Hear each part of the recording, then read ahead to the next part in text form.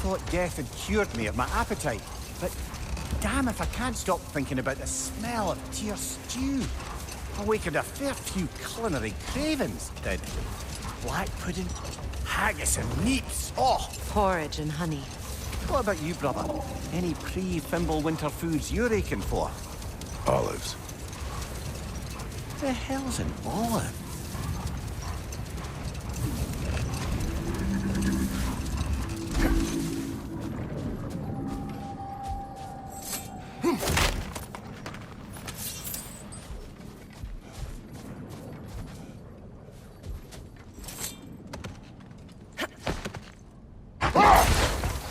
Freya, I've always wondered, why was Freyr so revered here so quickly upon his first arrival? Well, to begin with, it wasn't his first arrival. Very few know this, but Freyr was one of the earliest visitors to Alfheim, back in the dawn of realm travel. Wait, let us look this way. Much of the sand has been cleared away, but another storm rages beyond that pass, which must mean... Another Hafgufa.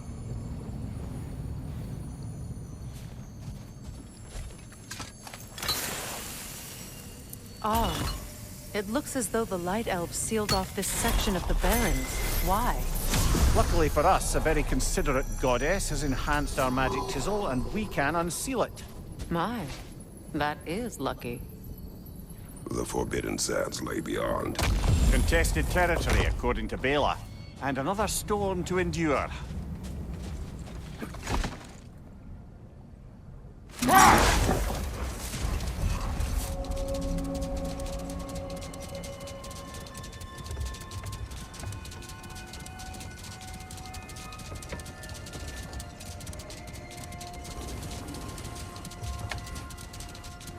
I remember when Freyr and I traveled to this realm as children.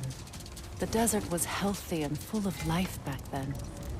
I can't help but fear that era has ended for good and our efforts here are futile.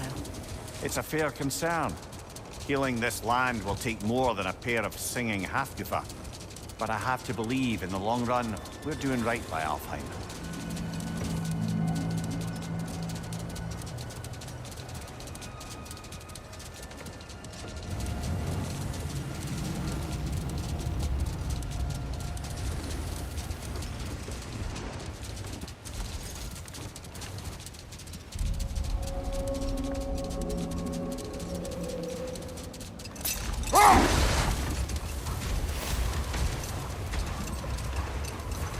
Well, best we start looking for a way underground. Look out for a cave!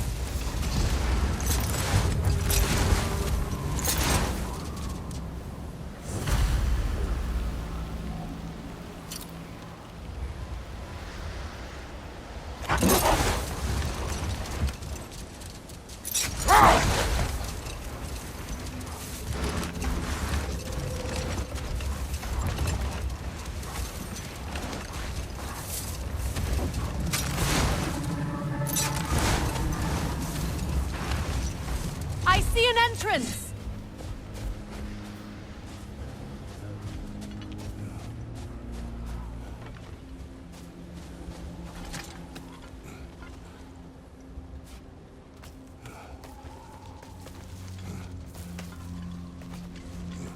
I hope Freyr will appreciate our work here in the desert. I wonder if he knows how poorly this realm has fared in his absence. Aye. Hearing the Song of the Sands again is a rare privilege, even if it's only a solo act. Or a duet, once this Hafgufa is free.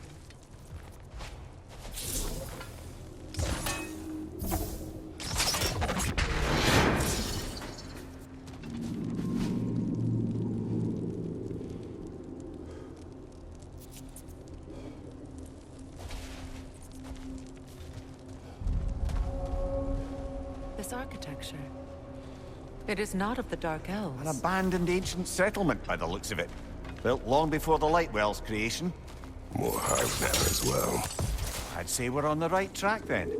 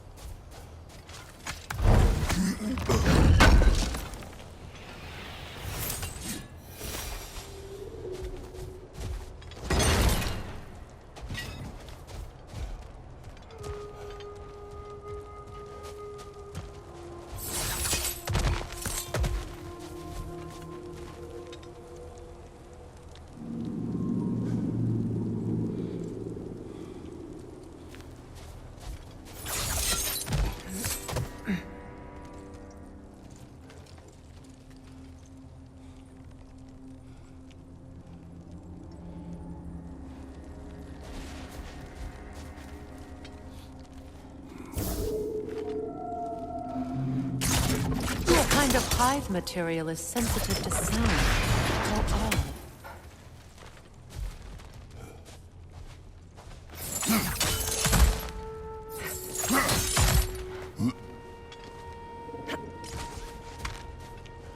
When I last came here with you and Atreus, I assumed the absence of Alfheim's light was an aberration.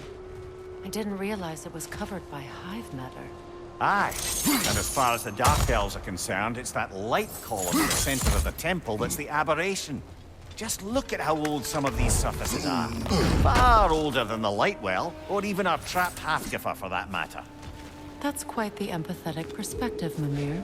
Well, dangle from a burly god's backside for a few winters, and you'll find yourself looking for all sorts of new perspectives.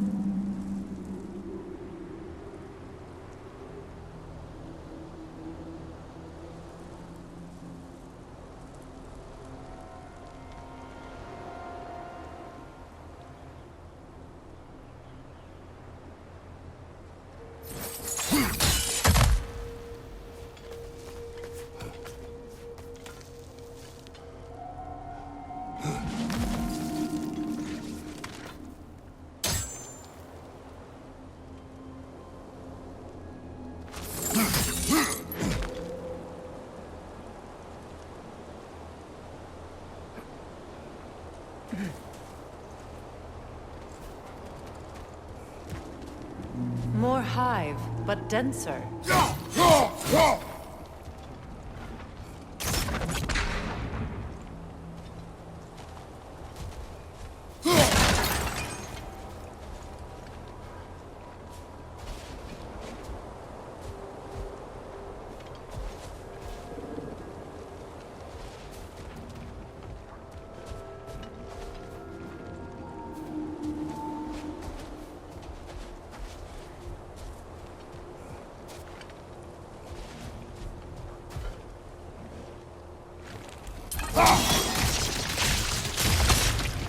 Well, there you go.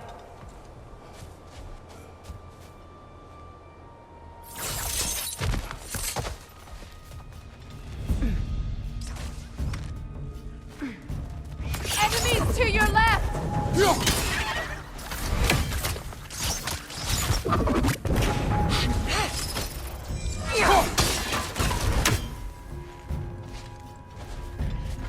Cover! The wee bastard's about to explode!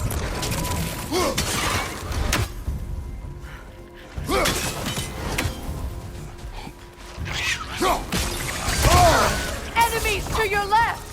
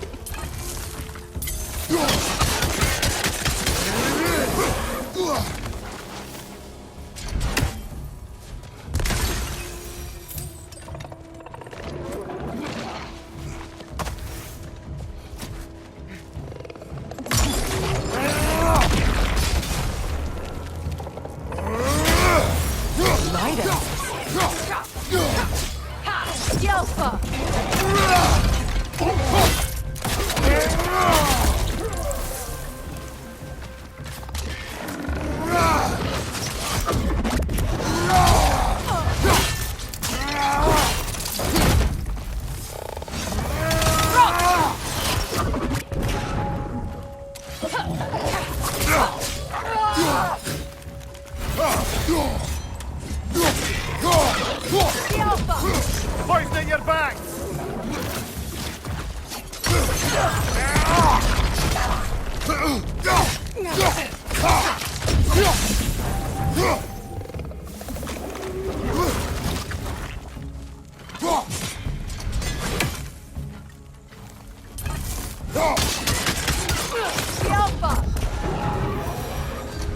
Light elves don't often travel underneath the barrens, do they?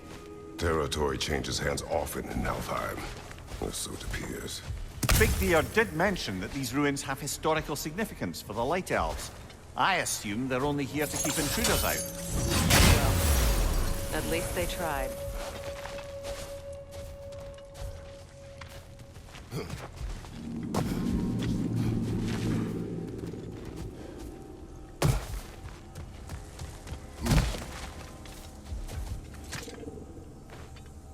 I suspect the corpse below would disagree.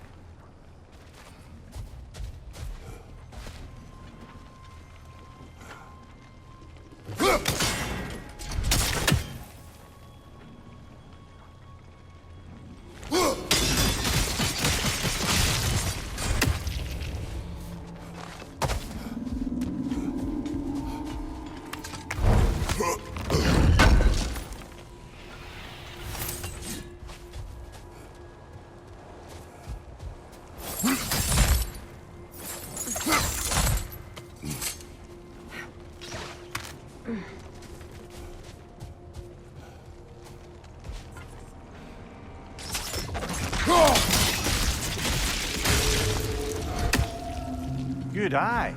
Let's continue, shall we?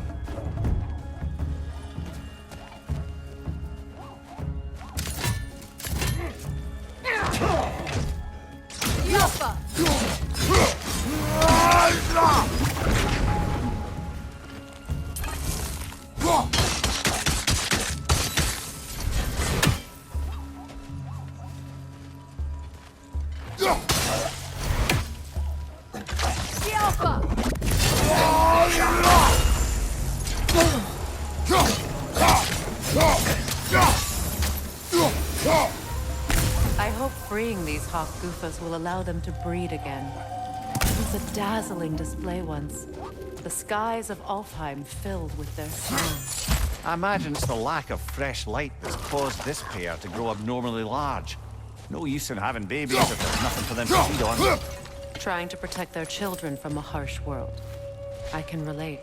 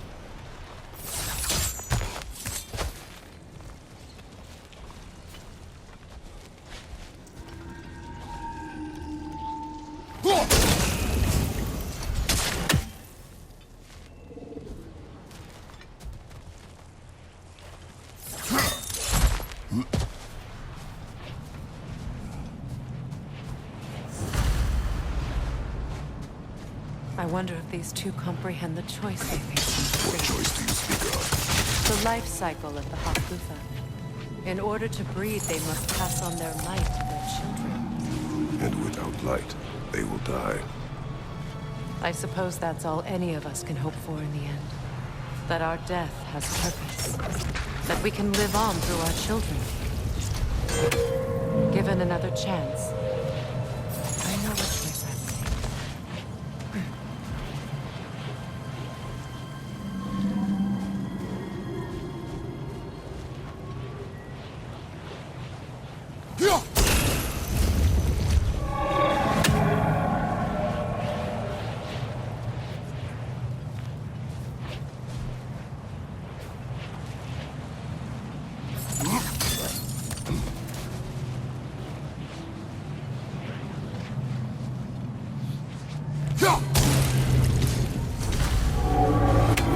Well done.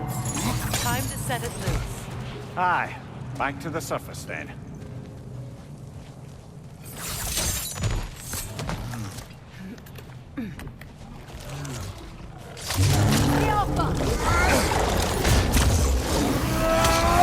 Behind you! Look out!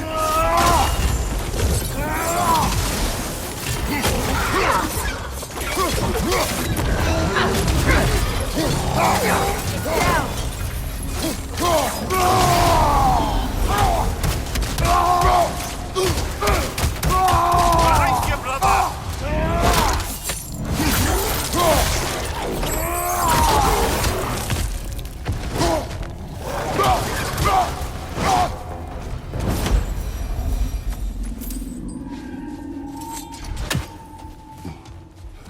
pipe.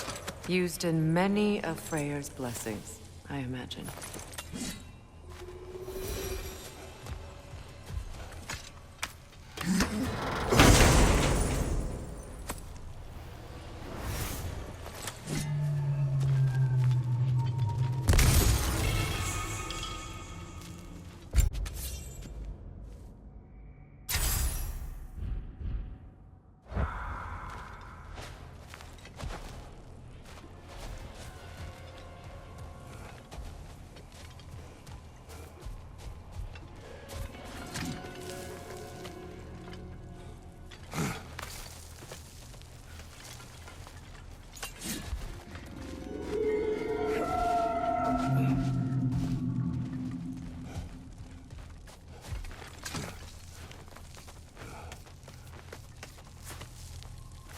The fate of these creatures, it reminds me of a story.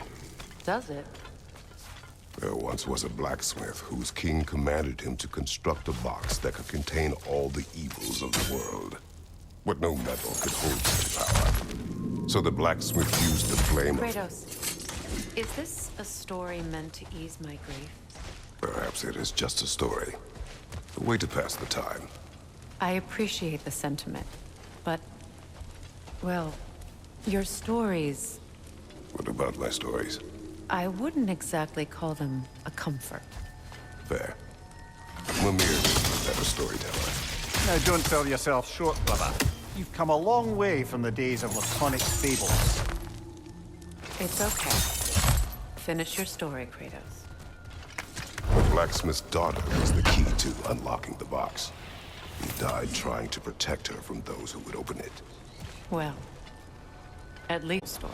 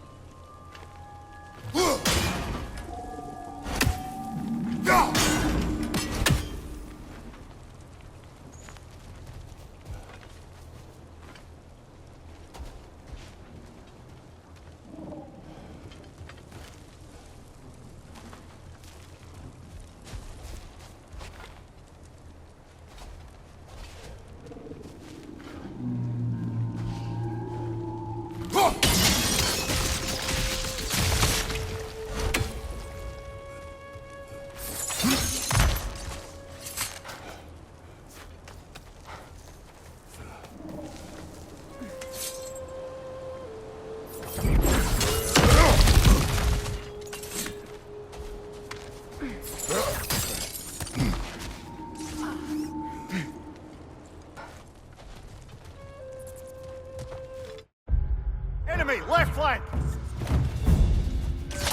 It appears we've overstayed our welcome in Alfheim.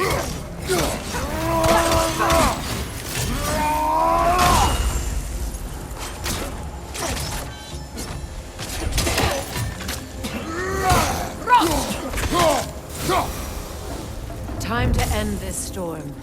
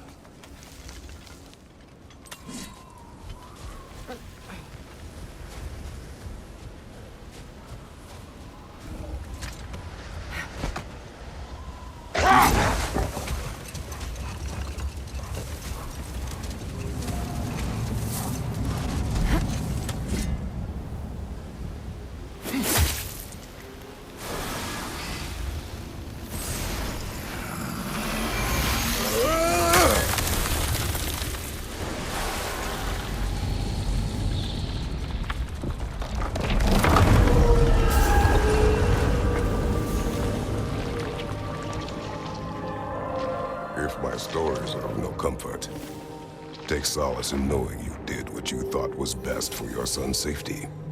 Even these creatures know. There is little choice for a parent.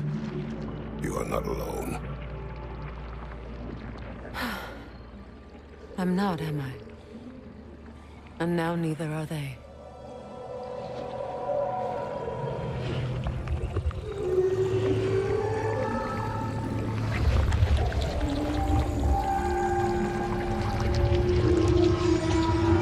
Incredible. The Song of the Sands.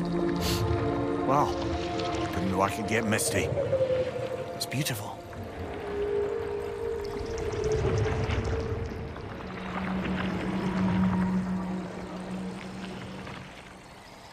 Thank you, Kratos.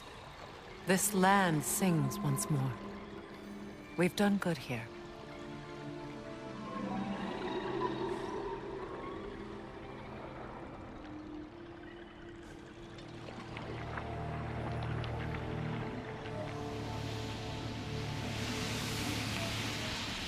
No rush to leave yet, is there? Who knows what kind of adventures await us in a freshly lit Barrens?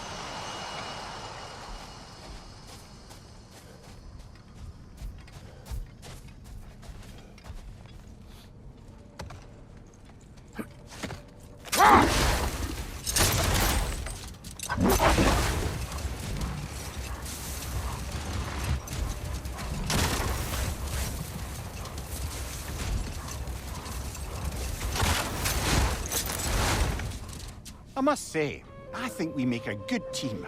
With my brains, Kratos' brawn, and my lady's, Wisdom, magic, ability to tolerate you for long periods of time. I was going to say brutality. That works.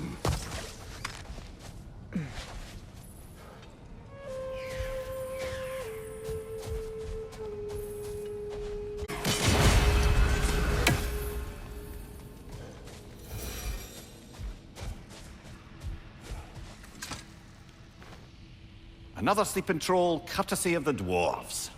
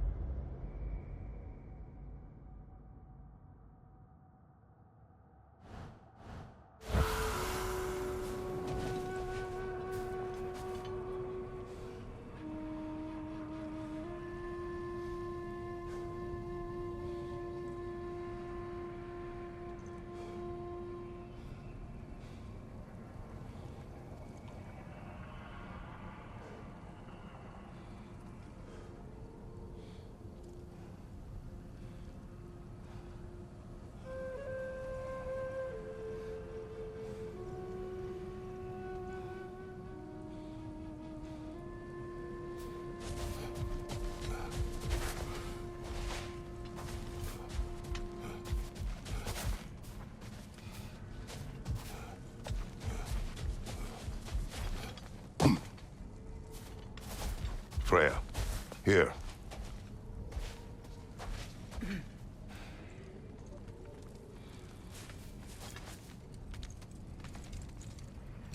A dawn bloom. You have an interest in botanicals now?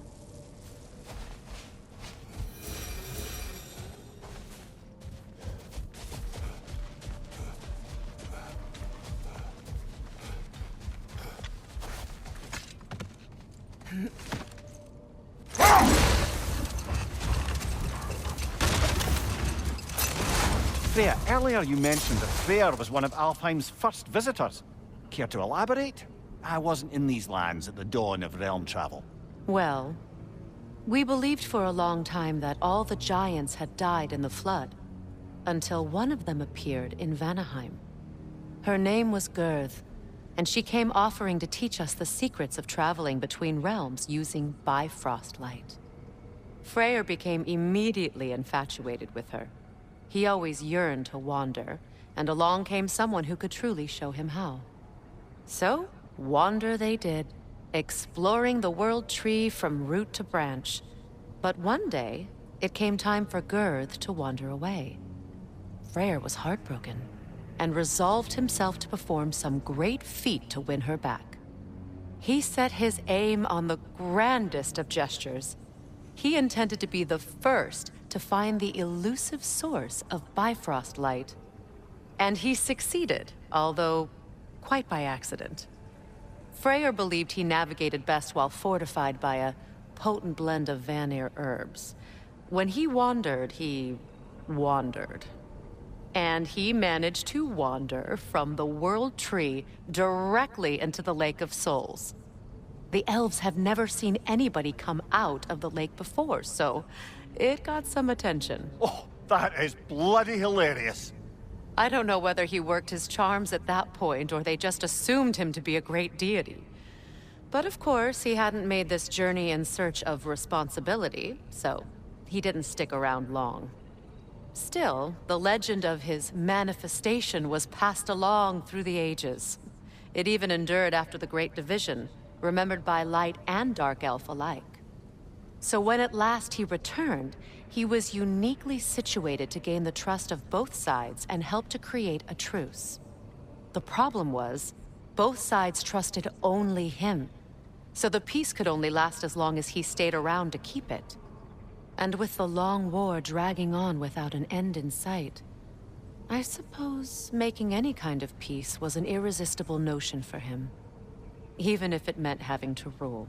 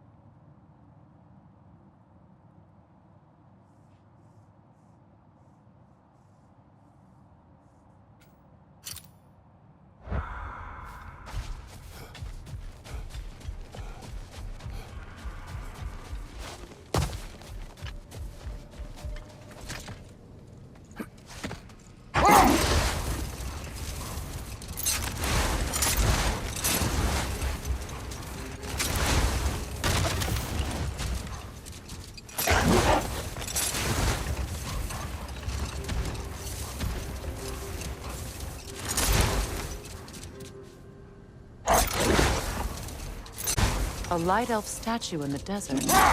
Odd. On top of ancient elven ruins? I'd have to agree.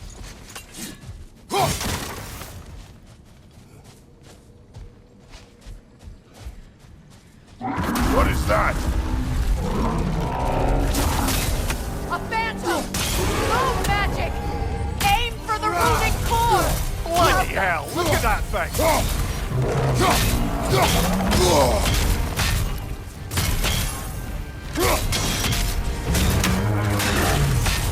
It's vulnerable when it glows! Need to take out those springs, brother!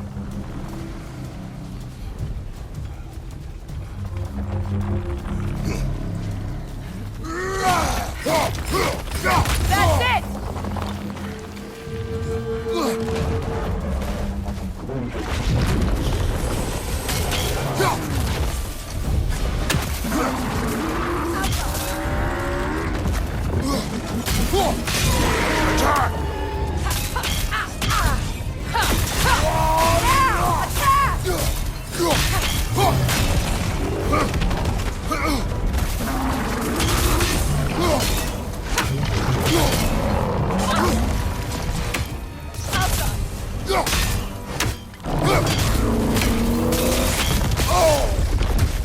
Behind you! Incoming!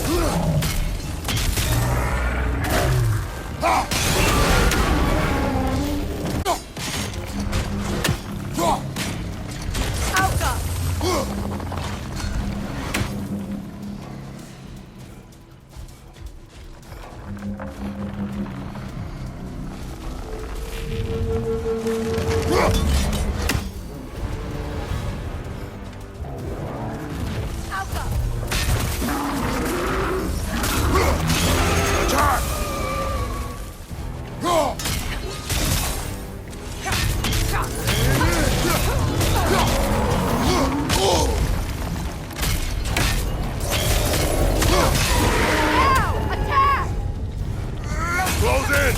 Attack!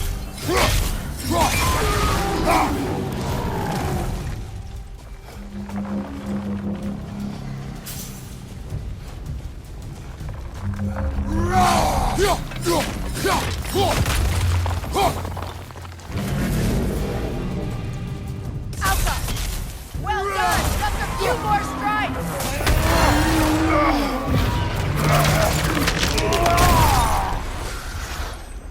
Well, yet another gift of Fimbulwinter, I suppose. The magic draining out of all of us has to end up somewhere. Brother, I had a thought. What if we took a stealthy approach to our next battle? No.